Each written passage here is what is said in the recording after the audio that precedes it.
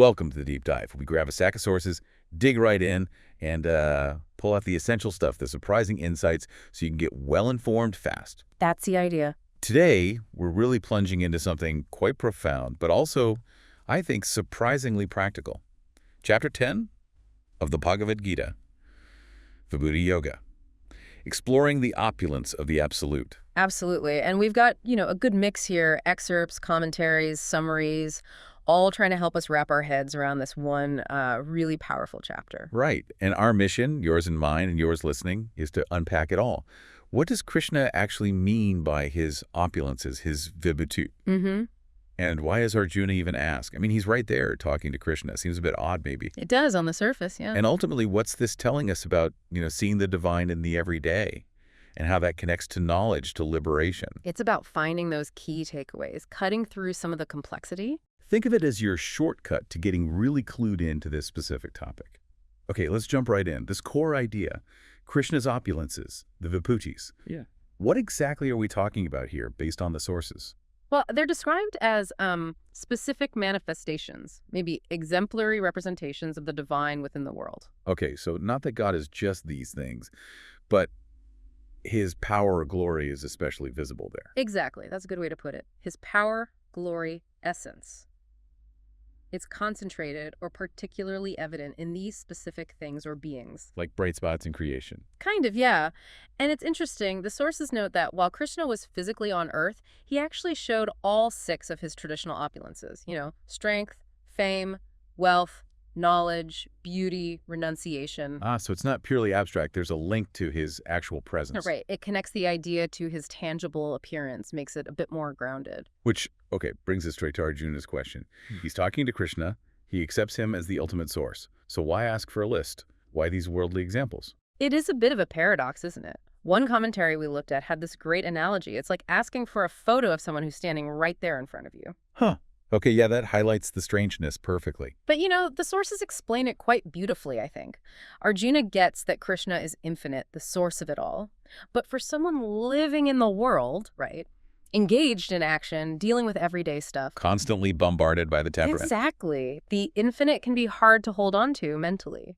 So Arjuna needs, concrete examples. Tangible forms, specific things to meditate on within the material world, things to help his mind stay anchored. Okay, so it's not doubt. It's a practical need for focus, for reminders, while living life. Precisely. He needs a way to maintain that connection while he's, in the thick of it all. And the sources also mention something else. Arjuna finds Krishna's words so. Oh. Nectar-like is the term used. Nectar-like. Yeah. And this creates this deep longing in him for more details, more specifics about how this amazing, all-pervading reality actually shows up. That makes sense. When something really resonates, you just want to understand every facet of it. That deep yearning for connection, that's really what drives this whole chapter forward. Got it. Okay, so before Krishna gives the list, he sets the stage, right? Lays the foundation. Oh, absolutely. It's crucial. The sources stress this. He clearly states he is the core of all beings, the beginning, the middle, and the end of everything. So everything originates from him, is sustained by him, and dissolves back into him eventually. Yes. And a key point that comes up in the commentaries is that Krishna is both the material cause and the efficient cause of everything. Everything except himself, of course. Material and efficient cause. Can you unpack that a bit? Sure. Think of it like he's the ultimate raw material, the substance, and he's the ultimate craftsman, the intelligence and power that shapes it. Everything arises from him, and everything acts because his energy is behind it. But he himself is uncaused, independent. Wow. So nothing in creation really has its own independent power. It's all derived. That's the idea. One source puts it really nicely. Krishna is the seed of all beings. Nothing, moving or unmoving, can exist without him. The seed? Yeah. And yet, here's the mind-blowing part. He supports this entire vast universe with just a portion of himself, a fraction. Just a portion. That really emphasizes his transcendence, doesn't it? Even while being the source of everything within it. Exactly. It shows he's immanent, present within, but also utterly beyond it, not limited by it. This finite world of diversity just flows out from that single infinite source. Okay. foundation established. He's the source, the seed, supporting everything. So how do we see this? Where do we look? And that's where the list comes in. Krishna gives Arjuna specific examples, these vibhutis, across different categories. They're like divine signposts, ways to contemplate his presence that's embedded everywhere. He's highlighting the best, the most prominent, the most essential representations of his power or glory in different areas. Right, the highlights reel of divinity in creation. Okay, let's dig into some specifics from the sources. What were some of the examples that really stood out? Well, if you look at celestial beings, he says he's Vishnu among the Adityas. And the sources clarify, this often refers specifically to Vamana, the dwarf incarnation, as the foremost Vishnu among those 12 solar deities. Okay, Vamana. He's also Marichi among the Maruts, the wind gods, and the moon among the stars, representing, brilliance, eminence. So often the best or the most prominent in a group. Often, yeah. It signifies leadership or peak quality. Among powerful things on earth, he's the radiant sun among lights. Uchesravasa among horses, that's the divine horse. Airavata among elephants, Indra's elephant. The king among men. Authority, leadership, peak power. Exactly. And he's Vasuki among the single-headed serpents, the thunderbolt among weapons, sheer irresistible power. It's interesting. He includes things like the thunderbolt, destructive power, too. Right. It shows that all forms of power, even the destructive ones, ultimately trace back to the divine source. It's not endorsing destruction, but acknowledging the origin of that energy. Okay. That adds a layer. What about more abstract things, concepts, processes? Yeah, this is where it gets really fascinating, I think. He mentions Kandarpa, which represents the procreative urge, specifically the desire for good children. So even a biological drive can reflect a divine purpose when aligned properly. Purposeful creation. And he's the letter A among all letters. One source explains this beautifully. A is the foundational sound in Sanskrit, the basis from which all other sounds emerge, the absolute core of speech. Wow, that's deep. The linguistic root. Isn't it? Among grammatical compounds, he mentions the Dvandva compound. That's where both parts are equally important, like heaven and earth, maybe symbolizing balance or the totality held within duality. Interesting interpretation. And he is death, the force that takes everything away. One source specifically mentions it as taking away memory. And simultaneously, he is birth, the beginning of all transformations in the material world. So the whole cycle, birth, death, change itself. That's manifestation. Exactly. The fundamental processes of existence here. Then there are the feminine qualities, often seen as upholding society. He is Kirti fame, but specifically fame born from righteous action. Shri, auspicious prosperity, wealth. Vak, truthful, pleasant speech. Shirhi, memory. Medha, intelligence. Chirti, fortitude, steadfastness. And Kshama, forgiveness. So you see those qualities strongly in someone. The sources suggest you're seeing a manifestation of the Lord's presence, his grace shining through. It makes the divine very relatable, I think, recognizable in human virtue. It really does ground it. What else? Time, Like activities. Nancy remembers those two. He's Margasira among months, often seen as a very auspicious, abundant time, and spring among seasons, renewal, flourishing. The best of times. Right. And then actions and ideas get, well, some surprising mentions. He says he is gambling among fraudulent activities. Gambling. Yeah. Now, obviously not endorsing cheating, but the point seems to be that even in the misuse of intelligence or power for deception, the underlying capacity for that intricate thought or action ultimately originates from the divine source. It's a distorted reflection. Okay, that's a subtle point. The power itself, even when misused. Exactly. He is victory among conquerors, the essence of success itself. He is punishment, the force that restores order when things go wrong. He is proper policy or strategy among those seeking victory. Order and its enforcement. Yeah. Victory and the means to it. Precisely. And this one I found really intriguing. He is silence among secrets. Silence. Yes. The commentary suggests silence, as in deep meditation, is closer to realizing the truth than just hearing about it or thinking about it. It bypasses the layers of mental chatter and approaches direct experience. Wow. Silence is a pathway hidden in this list. That's powerful. It really shifts the focus inward, doesn't it? And finally, he mentions specific exemplary personalities. He is Vasudeva among the Vishnus, sometimes taken as his father, sometimes Balarama. He is Arjuna himself among the Pandavas. Arjuna, the best of men, right there listening. He calls out Arjuna himself. He does. He's Vyasa among sages, Vyasa who compiled the Vedas, representing the divine revealing knowledge, and Ushanas among the wise, another great sage. So across the board, nature, power, concepts, qualities, time, actions, people. It's a roadmap for seeing the divine signature everywhere. It really is a way to train your perception. And it feels like it's moving beyond just physical things or beings. It's about qualities, actions, too. Oh, absolutely. The sources definitely expand on that. Qualities we really value, like intelligence buddhi or knowledge jnana, which they define specifically as distinguishing spirit from matter and non-bewilderment, asamoha. These are said to originate from Krishna. So they're like divine gifts, tools for the journey. Exactly. They help us understand, they prepare the ground, but the sources are clear. They don't cause us to know him directly. They're means, not the ultimate cause. Okay. And what about things like pleasure and distress, our experiences? Even those get reframed. Sources say true pleasure or happiness is basically whatever helps you develop Krishna consciousness. And distress is whatever hinders it. It puts a spiritual lens on our everyday ups and downs. That's a different way to look at happiness and suffering. And our actions. What about what we do? Well, actions done under Krishna's direction, aligned with his will, are considered transcendental. They don't bind you with the usual reactions, the karma. Action without karmic consequence. That's huge. It is. The intention, the connection to the divine lifts the action itself. And connected to that, charity giving to those who are really dedicated to cultivating spiritual knowledge, like devoted brahmanas, is seen as particularly good because you're supporting the spread of that beneficial understanding. Supporting the path for others. Right. And it all comes back to consciousness. The sources emphasize that pure devotees, people who constantly focus their minds on Krishna through practices like smaranam, just constant remembrance, thinking of him, they become situated transcendentally. That focused devotion transforms your whole state of being. Okay, so this is starting to connect the dots.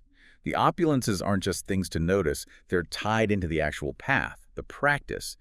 How does Chapter 10 weave into the bigger picture of the Gita? That's a great question. It really acts as a crucial bridge. It beautifully illustrates how God is simultaneously transcendent, totally beyond this world, infinite, independent, and also immanent, present right here within everything as the invisible sustaining reality. Both beyond and within. Exactly. The opulences show his presence in the world, but they don't limit him. He's not just the sum of these parts. The analogy one source used was the ocean and the waves. The waves are in the ocean, they show the ocean's nature, but the ocean is vastly more than just the waves you see at any moment. That helps. The opulences point to God. They aren't the entirety of God. Precisely. And you can see how this connects to other big Gita ideas. Think about the inverted Ashwatha tree in Chapter 15. That symbol of the material world rooted above in the divine, branches spreading down, constantly changing. Understanding the divine source, seeing the root, helps you develop the detachment needed to cut through the entanglement with the temporary branches. Seeing the divine root helps you let go of the worldly branches. Nice. Exactly. It also links directly to the three gunas, sattva, rajas, tamas from Chapter 14. These modes of nature, they bind us, they influence everything, our actions, personality, happiness. Recognizing the divine source that exists beyond the gunas is the goal. The opulences can be seen as specific divine expressions manifesting through or within these modes, especially sattva, the mode of goodness, which is seen as a platform for progress. So you see the divine even within the play of these forces of nature. Yes, while also understanding the divine is ultimately beyond them. And then there's the huge distinction from Chapter 13, the body, the field, kshetra, versus the knower of the field, the soul, kshetraja. Realizing you are the knower, not the field, through knowledge, dharana, that's fundamental for liberation. Right. Spirit versus matter. And Krishna says, he is the kshetraja in all bodies. Now, the sources point out there's some interpretation here. Does he mean he is the individual soul, in essence? Or that he is present as the super soul alongside the individual soul? Different schools of thought have different views. Ah, that nuance shows the depth, doesn't it? Yeah. That things aren't always simple. And that paradox from Chapter 13 seems relevant to the self being far away, yet also very near. It perfectly captures it, that simultaneous transcendence and immanence that Chapter 10 is illustrating through the opulences. And finally, it all builds towards understanding Purushottama, the supreme person, in Chapter 15. He's described as beyond both the perishable beings, Shara, and the eternal individual soul, Akshara. Grasping the opulences is part of the journey to understanding this highest reality and learning to worship him fully. Wow. So Chapter 10 isn't just some interesting list. It's like a keystone, connecting and illuminating the whole structure of the Gita's philosophy. It really is. It makes the abstract tangible. Okay, so we have this intellectual framework now. Understand the opulences, how they fit in, but how do we move from understanding it to actually feeling it? realizing that divine presence in our own lives. That's the crucial step, isn't it? And the sources point very strongly towards devotional service, bhakti, as the key. It's often described metaphorically like a seed planted in the mart. Yeah, a seed of devotion that grows through practices like hearing about Krishna, chanting his names, and as it grows, it starts to penetrate the layers of illusion and connect you more directly to the spiritual reality. It's a process, a cultivation. A gradual unfolding. Absolutely. And related to this is Buddhi Yoga. Remember, we mentioned intelligence, Buddhi. Buddhi Yoga is basically action performed with that highest intelligence, fully focused on Krishna consciousness. Okay, intelligent action aligned with the divine. Right. But here's something really interesting the sources highlight. This Buddhi Yoga, this highest state of intelligent action, isn't something you can just achieve through sheer willpower alone. It's described as a gift. A gift. From who? From the Lord himself. It's given by his grace, received by the sincere devotee. This kind of shifts the dynamic, doesn't it? It's not just about striving, it's also about becoming receptive to that divine help. Wow, okay, so realization is a combination of our effort and divine grace. That definitely changes the perspective on practice. It really does. And the sources help clarify how the different paths relate. You have karma yoga, selfless action, doing your duty without being attached to the results. This purifies the mind, gets rid of the mental clutter, and that leads naturally towards jnana-realized knowledge, deeper understanding. Performing rituals or duties, yajna, for the world's welfare is part of this. So selfless action paves the way for wisdom. Exactly. And jnana itself, that realized knowledge, is seen as the perfection of yoga. It's what ends the illusion, disperses the effects of past negative actions, and leads to liberation, Brahma Nirvana.